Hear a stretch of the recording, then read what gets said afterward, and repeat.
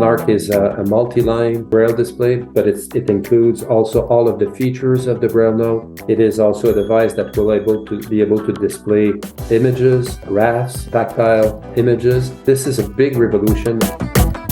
How can we use technology to really help people live the life they want to live and be what they want? People come back to us and let us know that our product has changed their lives. Welcome to Blind Abilities. I'm Simon Bonenfant. Today in the virtual studio, I had the wonderful opportunity to sit down with one of the pioneers in the assistive technology field, Gilles Pepin. Currently chairman of the board at Humanware, Gilles founded the company in 1988 and served as the CEO for 35 years. For those who are unfamiliar, Humanware is one of the leading companies in blindness and low vision products throughout the world. We discussed Gilles' passion for the blind and visually impaired community, the development of some of your favorite AT products, and much more. So without further ado, sit back, relax, and enjoy my conversation with Gilles Pepin, chairman of the board at Humanware. Hello, everyone, and welcome. Today we have a wonderful guest in the virtual studio. I'm speaking with Gilles Pepin, the chairman of the board of Humanware. He served as the founder and CEO of Humanware for 35 years and recently now works as the chairman of the board there. Gilles, it's great to be speaking with you this morning. How are you doing today? Yeah, thank you very much,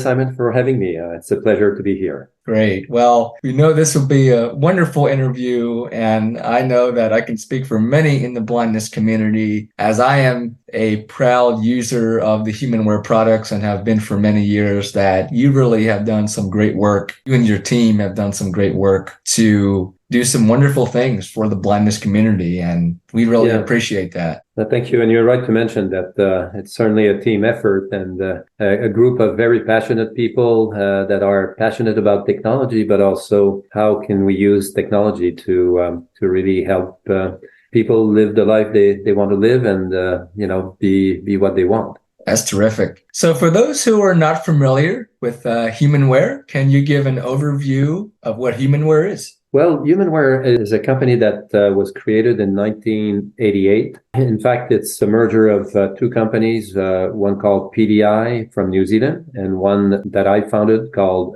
Visuaid in Canada. And we merged these two companies in 2005, although both companies were created in 1988. And, both companies had very complementary products. PDI was very well known for their Braille Note suite of Braille Notetakers, where Visuaid had a whole bunch of products, including the Victor readers. So we merged both companies and created Humanware.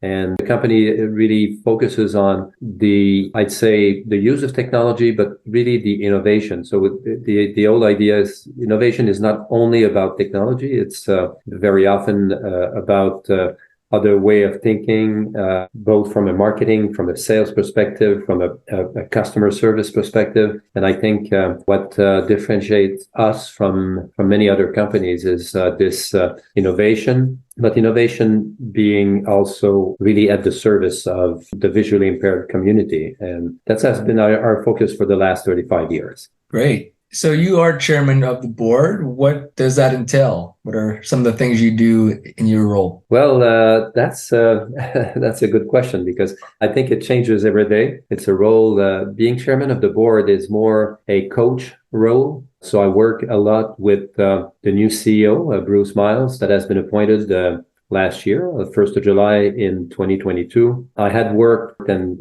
coached Bruce for the last 7 years, and I continue doing that on a very regular basis, just working with Bruce, making sure that all the little contacts, the people that I know in the industry, or the things that we've already done, trying to help Bruce make decisions.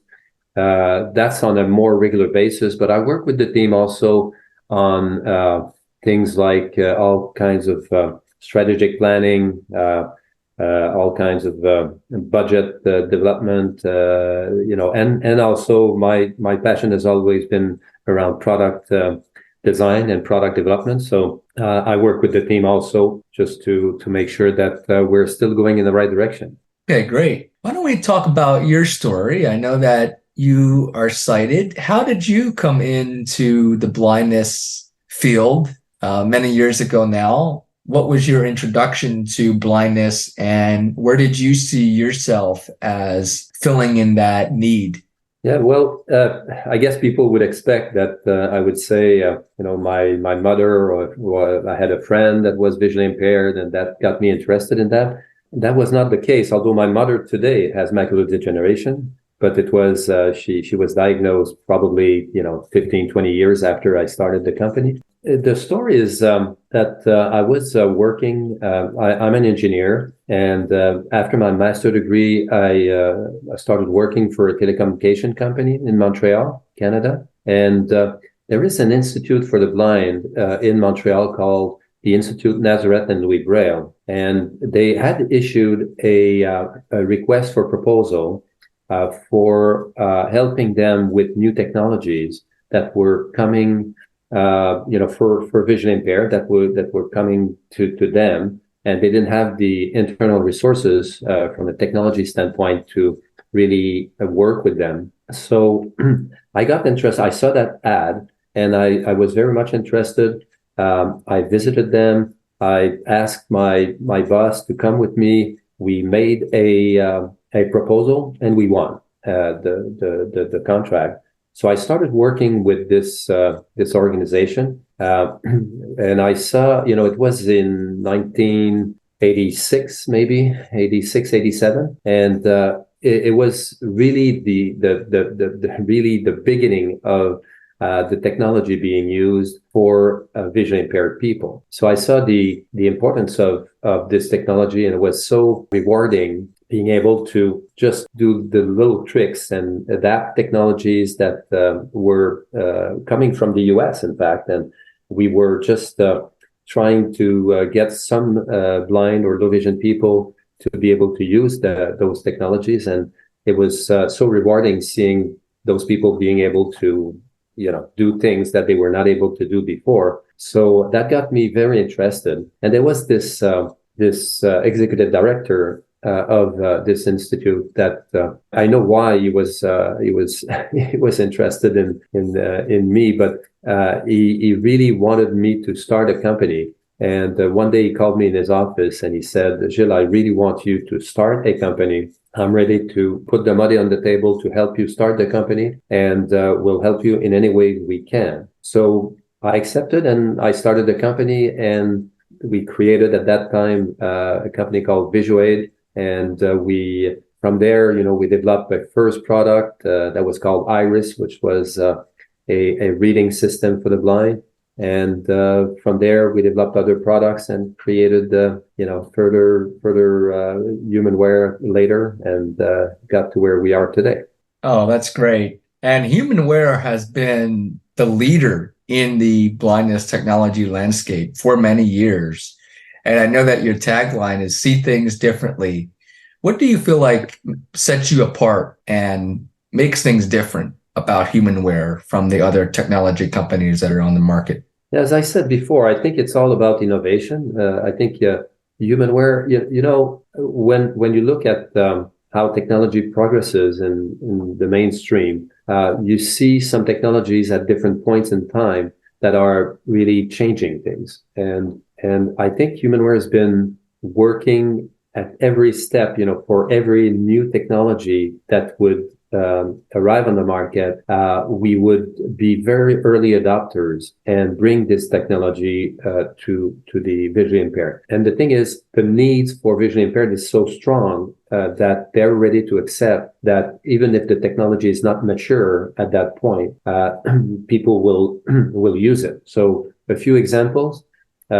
The first product we developed, as I said, was called Iris. It was a reading system. And we came out with that product in 1990. And this was, the old days with, a board that you would fit in a computer that would be the OCR intelligence, and then you would have another board that would be the text to speech. So it was a big system. It was like $15,000, but it was really early in the process. It was before the scanners and the text to speech and everything was really mainstream. So we really were able to bring a reading system that changed the lives of many people. We were, after the Kurzweil reading system, we were the second one on the market. And we worked with Arc and Stone after on the reading devices, but also that's another example. With Arc and Stone, we, for those who are old enough to remember Arc and Stone, we developed the first, with Mike May, the first GPS-based system. So that was in 92, 93, 94 that we worked on those devices. So it was way before GPS and again, text-to-speech were mainstream. So I think what differentiates us from many other companies in our field is this eager of, we want to innovate, we want to change things, and we want to bring these new technologies to master them and bring them back to help blind and low vision people. So that's, I think, innovation is what differentiates us. And the other thing is the passionate people we have at Humanware. Many people have been at Humanware for many years, and they are at Humanware for the right reasons. They are there because they believe in technology. They believe that they want to use technology for good. And, Humanware, really enables them to participate in that and have a big impact on people. Great. Well, one of the things that Humanware has done in relatively recent years has really pioneered the market of Notetakers and similar technology when you released the Braille Note Touch, the first Google certified tablet back in 2016 when that was released to the public. What is it like when you look at developing new technologies? What kind of process goes into that? And what kind of considerations are there, especially when you really move the note-taker market forward in a way that no other company had done before? Yeah, that's an interesting one. At that time, we had our Braille product manager was Greg Stilson. Greg Stilson is now with APH, is the head of innovation at APH. He was working, he started his career with Humanware for many years. And I sat down with Greg and we were discussing about the next generation of the Braille Note. And we wanted to do something that would, be major, not just a little improvement of the existing Braille Note, but really, something that would change the way people think about note taking and about using a device. And we wanted to make it also a device that would be extremely mainly for students in classrooms, but also for people that work. We wanted them to be able to communicate with their peers. And that's why we started saying, okay, we need a screen, we need a tablet, we need an operating system that is open. We started thinking about that, and Greg was extremely good. Greg is a blind fellow. He was really good at involving blind people in the design process, making sure every step of the way in the design process that we would talk and with blind people, that we would ask what they want and if they were able to use this or that. So that was the process itself. And I think Greg is a brilliant mind, and he was able to just take all the right answers from people and put them into a product. And that's how the Braille Note Touch was designed. Oh, terrific. Where do you see technology, particularly for the blind community, going in the future? I know that now there's a lot of talk with AI and ChatGPT and things along those lines, 5-10 years, something like that down the road. 5 to 10 years, you have a new technology that comes in, and a technology that has the potential to really help blind and low vision people in some ways. I talked about GPS, I talked about OCR, but sometimes it's new, faster processors or a new camera that helps us design a product for low vision people. So when I look at the past and I tried to say, what's the next big thing for blind people? My answer is it's AI. And the reason it's AI, the first successes for AI were really about image processing, being able to look at an image and be able to give a lot of details. And if you look at ChatGPT and these things nowadays, they are able to combine some of the things that have been done in the past 5 years in terms of AI and be able to really describe an image right now to a level of details that has never been possible before. So when you look at AI, it has a lot of promises for blind people.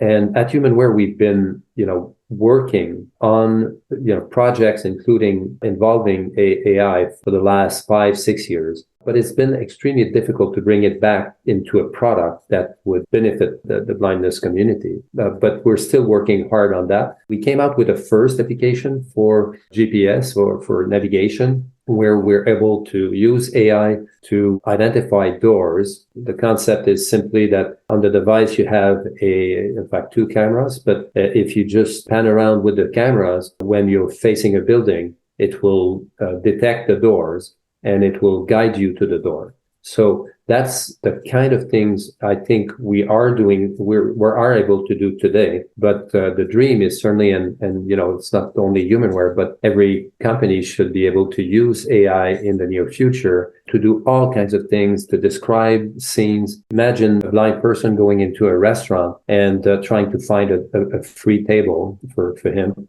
or just find the person that they're coming to have a meal with. AI will be able to guide you to that table and find the person you want to meet. But if you, at one point, you want to go and find the restrooms, I'm sure AI will be able, with a camera and a simple device, will be able to guide you to the restroom. So there's all kinds of application in terms of navigation, in terms, imagine in an airport, AI guiding you to gate B56, just with the signs within the airport. I think AI pretty soon will be able to do that kind of things. So there's a lot of good things about image processing and being able to identify what human beings do. We have all kinds of waypoints. We have all kinds of things that we see over that helps us, navigate buildings, navigate shopping malls or airports. I think AI will continue to improve and bring those functionalities to our field.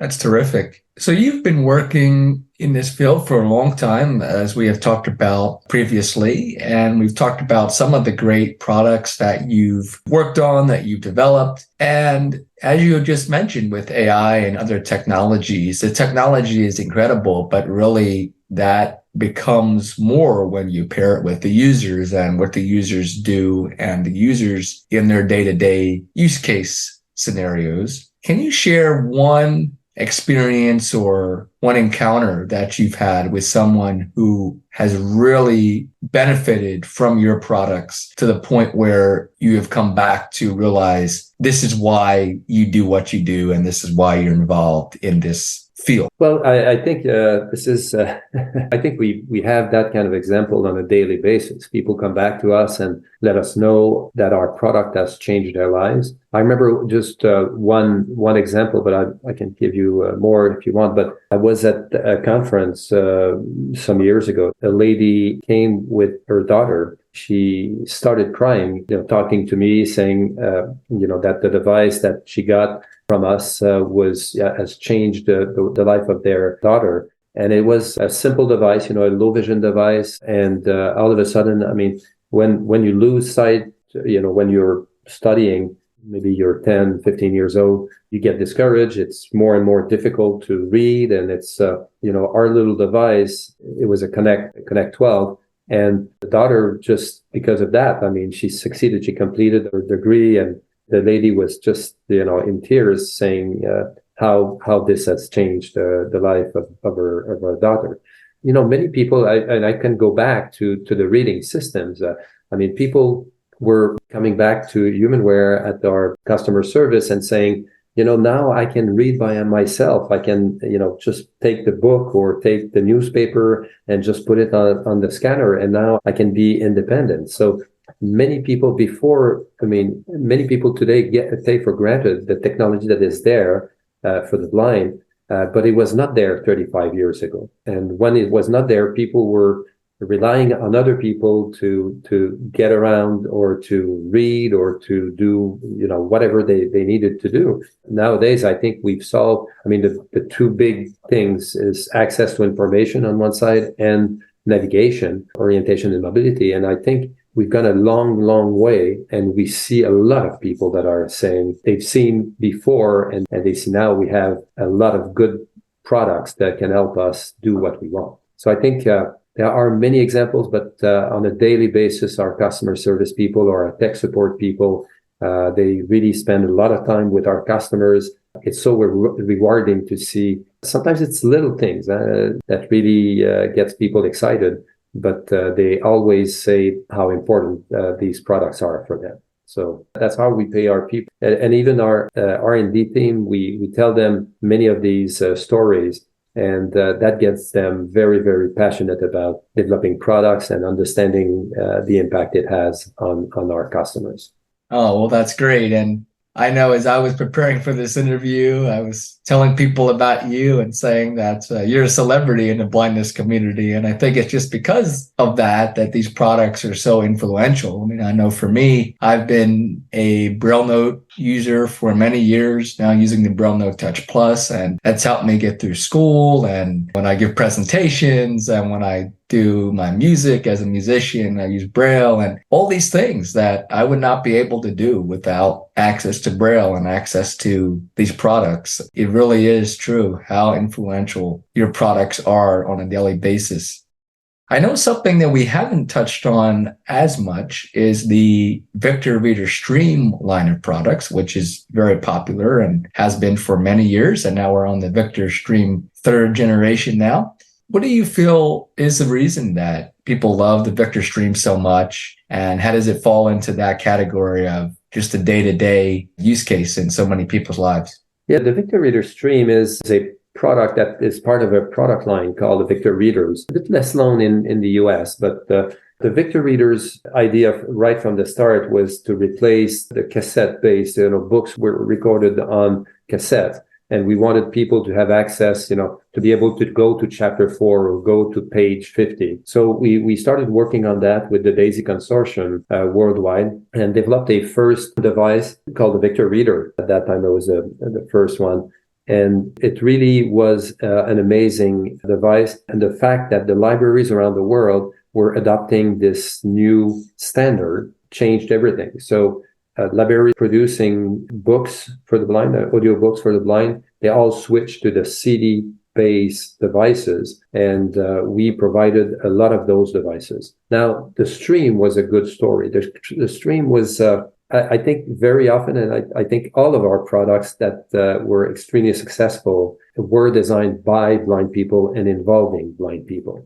So the Victor Reader Stream was developed by, the product manager at that time was a blind fellow. He was a very, very good, but he was an audio reader. He was not a Braille reader. And he was extraordinary in making sure that every little detail would be included in the product. He talked to many other blind people involved in focus groups and voice of customers. And, listening to our customers has been extremely useful. But you need also kind of someone that looks at all of the comments that you receive and integrates that into a product. And that's what Jerry did. He was passionate about bringing a great product to the market. And he did. I think he designed the product for himself, but listening to the needs of everyone else. And he designed, I'd say, sometimes I refer to the Victor Reader Stream as the iPod for the blind. And every little detail made a major difference in the adoption of the Stream by the community. All in all, when you look at the Victor Readers, it's the most successful product ever in our field. We sold over 1 million of those devices around the world.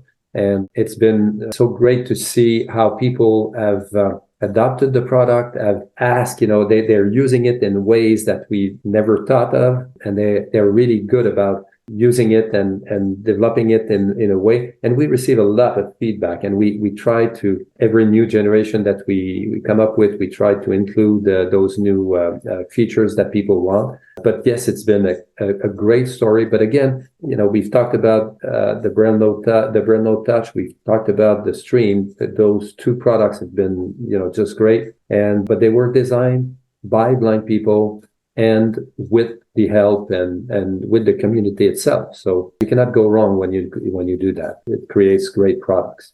Oh, absolutely. And I still love just having that other device that's separate from my phone, separate from that, all that, and just to be able to put on a book or put on a podcast and not have those distractions of the phone sometimes. And I think that's great. A lot of people say that, and you're right that the Stream, and we just introduced the Stream 3. The buttons, people really like having tactile buttons. The battery life, because if you use your phone, yes, you have, very good apps on the phone that will do very similar things, but at the same time, it's all integrated in a very consistent user interface, and the battery life, of your phone would drain rapidly, but the Stream, is a good, as you said, a good add-on to your phone to do all the little things you want to do and listen to different things. So that's great. Yes. We talked about a lot of the successes of the products. Why don't we shift to talking a little bit about what are some of the challenges that come when developing products that maybe the users of products wouldn't think about at the time, or the resources to develop a fully functioning, fully featured product? What is the process like in terms of navigating some of those challenging areas and just coming out with the solutions? Yeah. Well, the first thing that I think we have to understand is our market is a niche market. So it's a small market, but we're really using electronic platforms that are mainstream. We use the processors that are in phones. We use the operating systems that everybody else uses in mainstream. Having small production runs compared to iPhones or, whatever mainstream product makes, it's a big challenge. That right from the start, sometimes companies that are manufacturing these chips or these platforms, they won't even talk to us because our market is too small. Unless you produce 1 million a year, they won't talk to you. So, but because we are in the field we very often use these arguments saying, the blind community really needs this device, and please help us. And very often they do. They help us. So the first big challenge we have is the market, the size of our market. We want to do mainstream products, but in a very small production run. So it's a great challenge. The other thing that I think is a real challenge is our users are extremely demanding. They demand a lot. They request a lot of features. They're not using our product just for fun. They're using our products because it's needed. They need it on a daily basis. So we have to do a product that has a lot of features, but the number of people that will use it is limited. Some features, sometimes, we have a very small group of people that are asking for this feature, and very often we do it. We develop this feature, but it's for a very limited number of people. So I guess my point is, on one side, we use mainstream technologies to do our products. On the other side, it's a very small but very demanding, and I'd say rightfully demanding for features. So all this makes it a big challenge when it comes to budgeting our R&D efforts and deciding where we're going to put our priorities and that kind of thing. It's extremely difficult because our people are passionate. They talk with blind people all the time. They realize how important our devices are for them, but we are limited in what we can do. Even if Humanware is the most, let's say in terms of R&D budget, we are the company that invests the most in R&D, but at the same time, it's not enough. It's not enough to bring all the features that everyone wants at a reasonable price. And I'd say that the third big hurdle is price. Because of the limited market, if we want to be able to continue invest in R&D, we have to sell our products with a margin that makes sense. and we don't get the discounts that Apple will get on a chipset or the electronic devices that they do. So for us, this environment makes it challenging, but it's at the same time, it's needed, and we're really happy with what we do. So on the process itself, and I don't know if I answer your question, but the process itself is really, we have product managers that they listen to our customers, and they come up with a lot of requests on new features on existing devices or new ideas. And we have a list of all this that we keep alive. And every time we come up at the beginning of the year with the planning for the next, let's say, 24 months on what we're going to develop. We put priorities, on these lists, and then we have to draw a line that those features will be done, but those others will wait because we don't have the budget to do all of this. So that's our process, very simple process, but very extensive process. We have, description of every little feature that people have been asking, and we make decisions based on what we think can be the most, I'd say, have the most impact on our customers. Oh, very nice. Yeah, it's definitely great to have that user feedback, customer feedback that really can make a product what it is, with people giving that feedback and the users of it on a daily basis. I recently met you at the National Federation of the Blind 2023 National Convention, where you received a very prestigious award at the banquet. I'd like to say congratulations to you on that. How has the NFB helped in shaping the products of Humanware and the work that you do? Well, yeah, as you've heard during that night, it was a big surprise for me. I didn't know that I would receive this award. And as you said, it was really an honor. I didn't think, this award, the Kenneth Jernigan Award, has been awarded only a few times. I think Mrs. Jernigan said 3 times. It's an honor for me, and I think it reflects a lot. I've said that many times, but it reflects a lot, not only on me, but on the passionate people we have at Humanware. They're really great people. Without many of my closer colleagues, I think without them, Humanware and our products would not be what they are. But that being said, NFB has been a very close partner for the last, I'd say, 30 years. We've worked with them on a regular basis. Every product we've designed in some ways with the help of NFB. So we would always consult. When I say NFB, I mean also their members. They organize focus groups for us. They give us feedback on more general things. So NFB has been extremely important. I've talked about the stream earlier, where our product manager was a blind guy, but NFB was involved as well. They're the ones who all of the tests that we've made on the product, and even they were even involved in the design group, the committee that designed the product. So yes, having an organization like this working closely with us made a huge difference on the little details that are in our products. I think it's all because we've been working with blind people.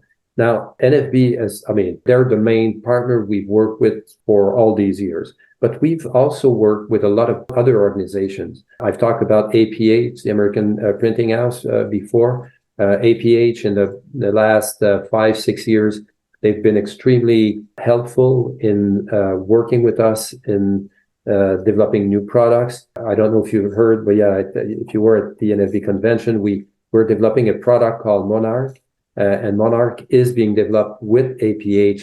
And Monarch we've talked about the Braille note, so see the Monarch as the next huge generation of the Braille note. Monarch is a multi-line Braille display, but it includes also all of the features of the Braille note. It is also a device that will be able to display images, graphs, all kinds of tactile images. So this is a big revolution, and this is something we've been working with APH on. But we've done work before with organizations like the CNIB in Canada, the RNIB in the UK. We've worked with ANSE on some devices in Spain. Working with organizations of the blind has always been something we've done at Humanware, and I think that's one of our differentiation compared to other companies. We work with the community all the time.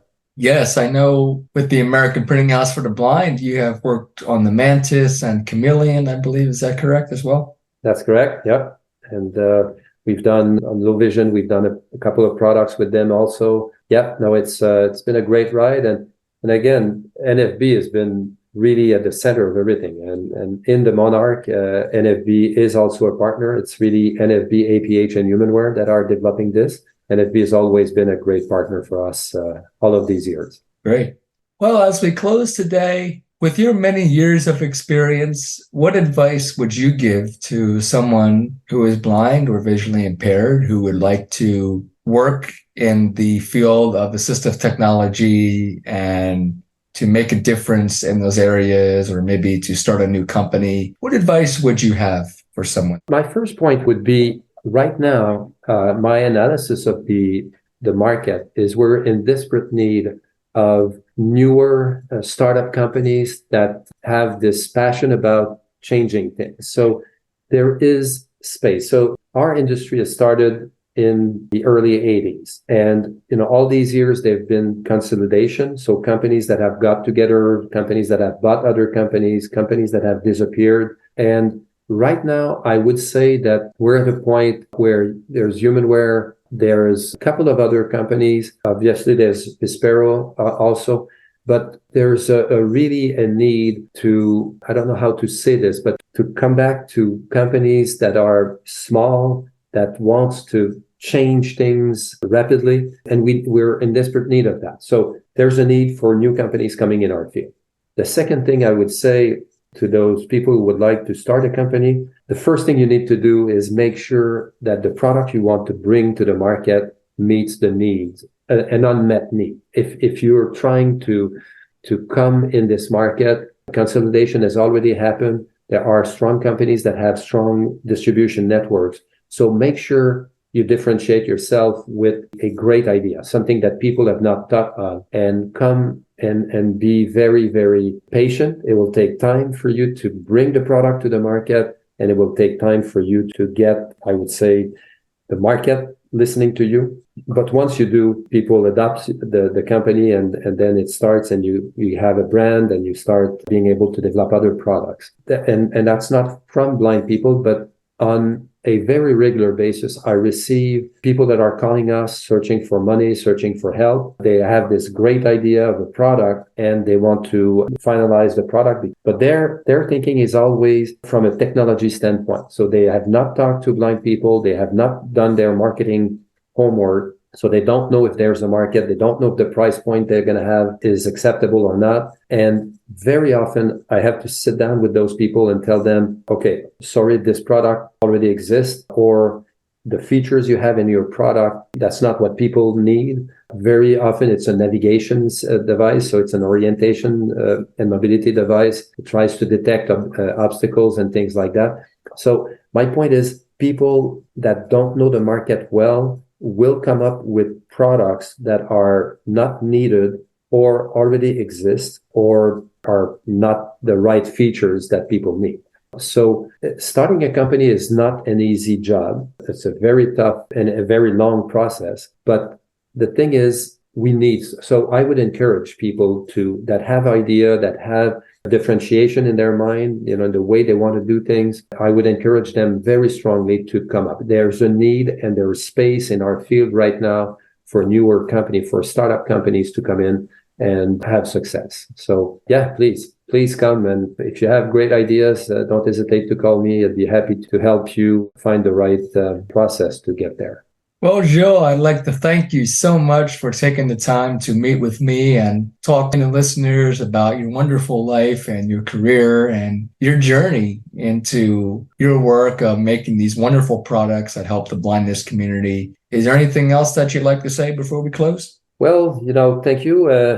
We need a lot of people like you that also can really let other people know what's happening in our field. And thank you for the work you do. It's always great having the chance to let other people in our field, in our community, know what Humanware is up to.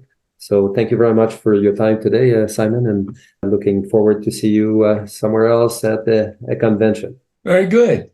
If folks would like to contact Humanware, how would they do that? Well, the website, certainly, contact our customer service, our salespeople in the US. We have phone numbers on our website, email address to get to our customer service or tech support people. Website is probably the point where you're going to get all the information to do that. Great. I thank you again, Gilles, for your time, and I hope you have a wonderful day. Thank you very much. Such a great time talking with Gilles. I hope you enjoyed listening to this interview. If you missed any of the resources shared in this episode, don't hesitate to visit the show notes. They're all there for you. I'd like to thank Gilles again for taking the time to share his wonderful knowledge with all the listeners. Thanks for listening and have a wonderful day. For more podcasts with a blindness perspective, check us out on the web at www.blindabilities.com, on Twitter at blindabilities, and download the free Blind Abilities app from the App Store and Google Play Store. That's 2 words, Blind Abilities. And if you want to leave some feedback, give us some suggestions, give us a call at 612-367-6093. We'd love to hear from you. I want to thank you for listening, and until next time, bye-bye. When we share what we see through each other's eyes, we can then begin to bridge the gap between the limited expectations and the realities of blind abilities.